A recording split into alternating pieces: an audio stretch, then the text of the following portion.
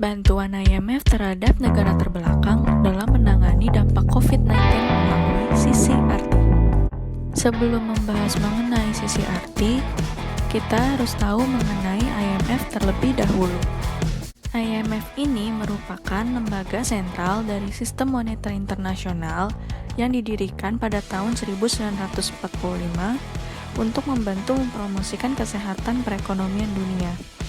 IMF ini bermarkas di Washington DC dengan jumlah anggota yaitu 189 negara.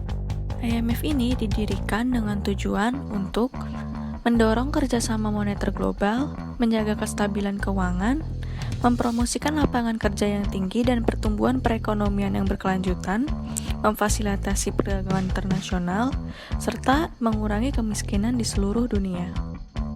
Keuangan pendanaan utama IMF berasal dari iuran anggotanya, di mana dari dana yang terkumpul dapat dimanfaatkan oleh anggotanya yang memerlukan pembiayaan sementara untuk menyelesaikan masalah neraca pembayaran negaranya.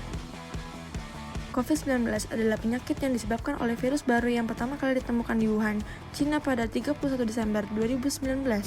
COVID-19 ini bahkan sudah menyebar hampir ke seluruh negara di dunia, sehingga WHO menetapkan penyakit ini sebagai pandemi.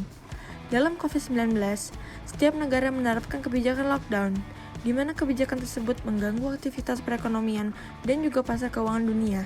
Akibatnya perekonomian dunia pun diprediksi resesi oleh IMF. Dari adanya resesi perekonomian ini, kemudian IMF mengeluarkan bantuan menggunakan CCRT atau Catastrophe Containment and Relief Trust. CCRT merupakan sebuah inisiasi yang diusung oleh IMF untuk mendukung upaya bantuan utang internasional ketika negara miskin terkena bencana alam yang parah atau sedang melawan public health crisis. Contohnya seperti kondisi saat ini, di mana dunia sedang menghadapi pandemi COVID-19. Pada tahun 2010, CCRT telah memberikan bantuan dana sebesar 270 juta US dollar kepada Haiti untuk menangani permasalahan gempa bumi. Dan pada tahun 2015, bantuan sebesar 100 juta US dollar juga diberikan kepada 3 negara yang paling terdampak kepada wabah Ebola, yaitu Guinea, Liberia, dan Sierra Leone. CCRT memiliki syarat dalam peminjamannya, yaitu negara yang berpenghasilan rendah dapat melakukan pinjaman melalui Poverty Reduction and Growth Trust (PGRT), pendapatan per kapita di bawah $1.215. IMF menyediakan 500 juta SDR untuk bantuan negara terbelakang. Inggris juga memberikan dana 136 juta SDR, donor lainnya datang dari Jepang, Cina, Belanda dengan nominal yang tak disebutkan. Lalu, apa itu SDR? Adalah satuan hitung yang digunakan oleh IMF dan bentuknya bukan mata uang. SDR dibentuk pada tahun 1969 untuk melengkapi kelangkaan cadangan falas negara anggotanya. SDR mengalokasikan dana pada negara anggotanya sesuai kuota yang dimiliki oleh negara anggota, terutama saat terjadi krisis, untuk memberi likuiditas sistem ekonomi global dan melengkapi cadangan resmi negara. SDR terdiri dari 4 mata uang yaitu USD, Yen, Pound, dan Renminbi atau Yuan. CCRT sendiri memiliki 2 pintu pengoperasian. Pertama, bantuan pasca bencana atau post catastrophe relief, yaitu memberikan bantuan setelah adanya bencana alam. Dan yang kedua, penanganan bencana catastrophe containment atau CC, yaitu memberikan bantuan kepada negara dalam menangani bencana besar. Bantuan melalui catastrophe containment dapat diberikan kepada anggota IMF apabila Dewan Eksekutif menentukan bahwa negara tersebut memang sedang membutuhkan bantuan pembayaran yang timbul dari qualifying public health disaster. Dan Dewan Eksekutif juga dapat menentukan bahwa kerangka kebijakan ekonomi makro yang ditetapkan negara tersebut sesuai dengan IMF.